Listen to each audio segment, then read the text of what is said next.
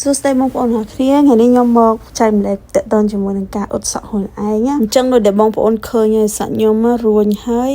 សពងទៀតដូច្នេះហើយខ្ញុំក៏សម្រេចចិត្តអ៊ុតសក់ដោយខ្លួនឯងបងប្អូនហើយនេះគឺជាលទ្ធផលដែលខ្ញុំអ៊ុតហើយចំពោះថ្នាំអ៊ុតសក់វិញគឺខ្ញុំកំងពី Amazon ណាបងប្អូនអញ្ចឹងចំនួនតម្លៃហ្នឹងគឺដូចជា50រៀលជាងដែរបងប្អូនរៀងថ្លៃដែរប៉ុន្តែបើបងប្អូនទិញនៅខ្មែរគឺរឿងធូរថ្លៃជាងហ្នឹងហើយនៅនេះរៀងថ្លៃអញ្ចឹងណាហើយចំនួនថ្នាំគេគឺគេឲ្យ2កញ្ចប់មួយអ៊ុតមួយទៀតដូចជាដូចបតុនអញ្ចឹងណាបងប្អូនអ៊ុតសក់ជាងអ៊ុតសក់ខ្ញុំឲ្យក្រោយនេះឲ្យចាស់ទៀតខ្ញុំខ្លាចជាស្អាតទេចាណាចាក់មកបងជាងដាក់តូនតិចមកបាក់អីហ៎បាក់មិនអូយក្លិនស្អុយមែន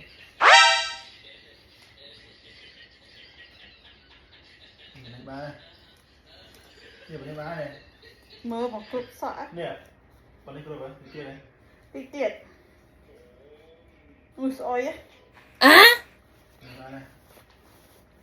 5ដងបើខាលីនឹងបានម្ដងក្នុងការណែនាំរបស់គេមកកញ្ចប់ហ្នឹងប្រើបាន5ដងប៉ុន្តែយើងអាចដាក់តាមអញ្ចឹងឲ្យបងប្អូនព្រោះអីចំនួនសក់យើងវាខុសគ្នាមួយវែងមួយខ្លីអញ្ចឹងណាបើយើងដាក់កំណត់ប៉ុណ្ណឹងទៅគឺអត់ជោគសក់យើងអញ្ចឹងយើងធ្វើមិនដាក់ឲ្យសក់របស់យើងបងប្អូនឲ្យជោគអញ្ចឹងបងប្អូនហ្នឹងខ្ញុំអ៊ុតសក់គឺអ៊ុតសក់ទាំងបថុយបងប្អូនព្រោះខ្ញុំអត់មានជំនាញក្នុងការអ៊ុតអីទេបងប្អូនប៉ុន្តែខ្ញុំលក្ខណៈថាមនុស្សស្ដាយលុយបងប្អូនហើយសក់យើងមានកញ្ញាញ់អញ្ចឹងទៅក៏សាក់បងមើលថាតើបានផលអត់បើសិនជាមិនជាលើក្រោយអីយើងអាចអ៊ុតខ្លួនឯងវាធូរលុយជាងនឹងបងប្អូនដឹងស្រាប់ហើយនៅក្រៅប្រទេសរៀងថ្លៃបន្តិចហើយរឿងហាងសាឡនហ្នឹងខ្ញុំសួរបងដែលគាត់ទៅអ៊ុតសក់នៅសាឡនគឺគេយកតម្លៃ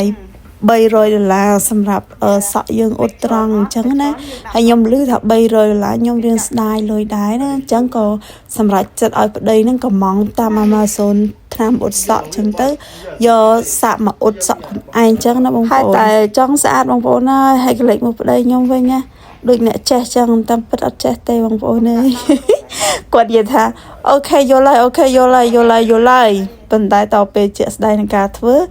តែហើយតែចង់ស្អាតបងប្អូនអើយយើងធុញនឹងការសក់រួញហើយខ្ញុំក៏អត់សុខចិត្តនឹងការគៀបដែរព្រោះសក់ខ្ញុំវាសពងខ្លាំងឲ្យគៀបបានតែប៉ុន្មានណា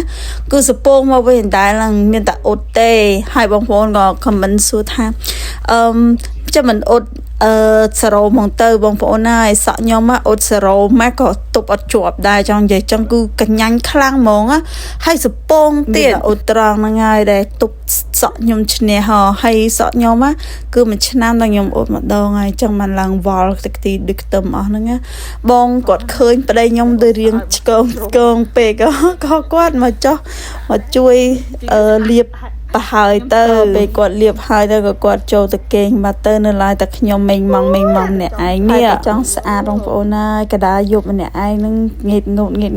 ឯងនឹងឯងឥឡូវនេះគឺខ្ញុំទុករយៈពេល40នាទីនិយាយទៅតាមជាក់ស្ដែងបងប្អូន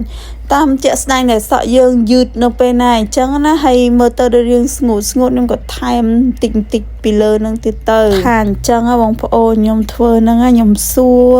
មេជាងអ្នកនៅខ្មែរថាបងអើយប៉ុណ្ណឹងបានអត់គាត់ជួយ recommend ណាថែមតិចទៀតអីអញ្ចឹងណាអញ្ចឹងក៏ខ្ញុំអរគុណចៅលីដាមែនតើដែលគាត់បានប្រាប់ខ្ញុំពីរបៀបនៃការធ្វើអីចេះមួយចេះពីរអញ្ចឹងណាធ្វើបដាភ័យអដែរហ្នឹងបងប្អូនព្រោះគាត់ថាលើកដំបូងហ្នឹងមិនម៉ែតែចិត្តចង់ឈ្នះបងប្អូនចិត្តចង់ចេះផងអញ្ចឹងក៏សាកធ្វើឥឡូវខ្ញុំទុករយៈពេល40នាទីហើយបងប្អូនវារៀងយឺតសក់អីអញ្ចឹងខ្ញុំយកទៅលាងបានណាយើងលាងបានហើយនៅក្នុងការណែនាំមកគេដាក់តែ20នាទីប៉ុន្តែខ្ញុំដាក់20នាទីទៅគឺវាអត់ទាន់យឺតសក់ល្អអញ្ចឹងណាហើយបងប្អូនចំណុចហ្នឹងដែរគឺខ្ញុំលាបថ្នាំហ្នឹងរៀងតិចពេកមើលទៅរៀងស្ងួតបើសិនជា លើកក្រោយទៀតគឺខ្ញុំអាចនឹងដាក់រៀងច្រើនជាងនឹងតិចទៀតខ្ញុំដាក់រៀងនៅ stir ដែរបងប្អូនអញ្ចឹងបើសិនលើក្រោយយើងអាចដាក់ច្រើនជាងនឹងតិចឲ្យរៀងជោគជាងនឹងតិចអញ្ចឹងណាឥឡូវខ្ញុំលាងសក់ខ្ញុំហើយវីដេអូនឹងដែរបងប្អូនបើសិនជាបងប្អូនដែលនៅស្រុកក្រៅគាត់ដឹងហើយថាការចូលសាឡនម្ដងគឺអស់លុយច្រើនណាអញ្ចឹងក៏យើងបើសិនយើងអាចធ្វើខ្លួនឯងបានយើងធ្វើទៅវាចោះធូរលុយដែរអញ្ចឹងណាបើគិតទៅធូរលុយប្រហែលជា250ដែរអញ្ចឹងវារៀងច្រើនដែរអញ្ចឹងណាតែបើបងប្អូននៅខ្មែរមិនបាច់ទេបងប្អូនបាច់ធ្វើនំហត់អីទេពិបាកណាស់វេទនាណាឲ្យគេចូលអត់តាម30-40រៀលហ្នឹងឲ្យគេទៅព្រោះអីមិនងាយទេពេលយើងធ្វើខ្លួនឯងអញ្ចឹងណាលក្ខណៈថាវាអត់សូវស្អាតទេមិនដូចគេធ្វើឲ្យអញ្ចឹងណាបងប្អូនហើយខ្ញុំចេះធ្វើទៅព្រោះចង់ចេះហងហើយនៅមួយចង់សាកល្បងដែរថាទៅរួចអត់អីអត់អញ្ចឹងណាបើសិនជាមិនមកឆ្នាំក្រោយយើងអាចធ្វើខ្លួនឯងទៀតអញ្ចឹងណាហើយបញ្ជាក់ទៀតសក់យើងអាពេលយើងដាក់ថ្នាំហើយណាគៀបឲ្យដល់បងប្អូនសក់ខ្ញុំមកចពោងណាអញ្ចឹងខ្ញុំត្រូវគៀបខ្លាំងមែនតើហើយខ្ញុំគៀបច្រើនតង់ណាបងប្អូនមិនមែនគៀបតែប៉ុណ្្នឹងឯងហើយណាខ្ញុំគៀបត្រង់ម្ដងហើយខ្ញុំត្រូវគៀបម្ដងទៀតនិយាយទៅធ្វើមិនឲ្យឆ្អិនសក់ល្អហើយខ្ញុំគិតថាអូសក់ខ្ញុំគៀបឆ្អិនល្អហើយតទៅពេលលាងទឹកទៅវានៅតែមានអារម្មណ៍ថាវានៅតែអត់ទាន់ឆ្អិនល្អបងប្អូនក្នុងចិត្តចង់ប្រើតាគៀបពីរប៉ុន្តែធ្វើអត់កើតដោយសារតែយើងមើលកញ្ចក់អីហងរៀងពិបាកដែរហ្នឹងណាអញ្ចឹងទៅបើសិនជាយើងគៀបឲ្យគេអញ្ចឹងទៅយើងអាចប្រើតាគៀបពីរបានតែយើងគៀបខ្លួនឯងអញ្ចឹងប្រើតាគៀបតែមួយហេងហើយដែលតាគៀបខ្ញុំទិញនេះរៀងក្តៅល្អអញ្ចឹងទៅគៀបក៏ឆាប់ហើយដូចគ្នាវាធូរកម្លាំងដែរហើយតែចង់ស្អាតបងប្អូនអើយតស៊ូណាស់កដាលយប់ហ្នឹងបងប្អូនឲ្យតាំងពីម៉ោង8រហូតដល់ម៉ោង1ជាងបងប្អូនអូយសាហាវហ្មងហើយនេះបងប្អូនខ្ញុំគៀបហើយម្ដងហើយឥឡូវនៅសល់មួយខាងទៀតពេលខ្ញុំគៀបហើយទាំងសងខាងចេះហើយខ្ញុំនៅគៀបតម្តងទៀតបងប្អូនធ្វើមិនគៀបឲ្យឆ្អិនខ្ញុំគិតថាខ្ញុំគៀបប៉ុណ្ណឹងគឺឆ្អិនហើយប៉ុន្តែជាក់ស្ដែងណាគឺអត់តន់ឆ្អិនទេសក់ខ្ញុំគឺជាសពងខ្លាំងតែម្ដងអញ្ចឹងប្រយ័ត្នប្រយែងកន្លែងហ្នឹងបន្តិចតែសរសើរដែរដែលអ៊ុតហ្នឹងគឺអត់មានឆែកមានអីទេហ្នឹងហើយបងប្អូននេះជាលទ្ធផលអញ្ចឹងណាយើងគៀបឲ្យហើយអញ្ចឹងទៅឥឡូវចូលដល់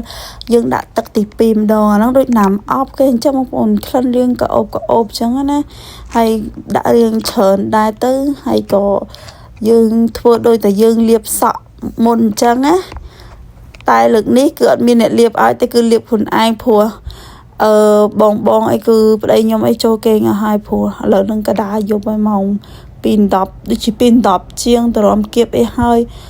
អបសក់អីហើយនឹងម៉ោង1កន្លះបងប្អូនហើយមិនបានចូលដេកហើយចំពោះការអបទី2នេះឯងគេឲ្យទុករយៈពេលតែ2នាទីឬទៅ3នាទីប៉ុន្តែខ្ញុំទុកដល់រយៈពេល5នាទីដាក់រៀងយូរតិចហើយលោជួយសក់យើងអញ្ចឹងណាបងប្អូនហើយនេះឯងឥឡូវហ្នឹងគឺកូវិដតែម្នាក់ឯងហើយដាក់រៀងជោងតិចហើយគេដាក់កុំឲ្យដល់គល់សក់ខ្ញុំមានណាប៉ាតយកមើលឃើញដល់កឲ្យខ្ញុំទៅរឹងសាហាវហ្មងបងគាត់ថាអញ្ចឹងចាំស្អែកហ្មងទៅចាំធ្វើចាំជួគាត់ជួយធ្វើថាអត់ទេមកខ្ញុំចង់ធ្វើឲ្យហើយ2នាទីទៅ3នាទីឡើយ3នាទីខ្ញុំទៅលាងទឹកចេញសិនចាំមើលយ៉ាងម៉េចដែរគេឲ្យទុក3នាទីហើយខ្ញុំនេះឡើយត្រុតដល់5នាទីហើយចាំមើលយ៉ាងម៉េចយ៉ាងម៉ាដែរបងប្អូនហើយភ័យអដែរហ្នឹងខ្លាចតាឆេះខ្លាចតាអីអញ្ចឹងណាហើយឥឡូវនេះគឺលាងទឹកលាងអីហើយឲ្យស្អាតលាងឲ្យស្អាតហើយខ្ញុំចាប់ដើមផ្លុំសក់យើងហើយសក់ខ្ញុំតិចដែរទេបងប្អូនតែគ្រាន់ថាវាសពងខ្លាំងណាហើយរួញទៀនអាមុខបាទក្រោយមិនសូវទេឥឡូវនេះបងប្អូនរួចហើយឃើញអត់បងប្អូនគៀបដូចវាដូចអត់សូវ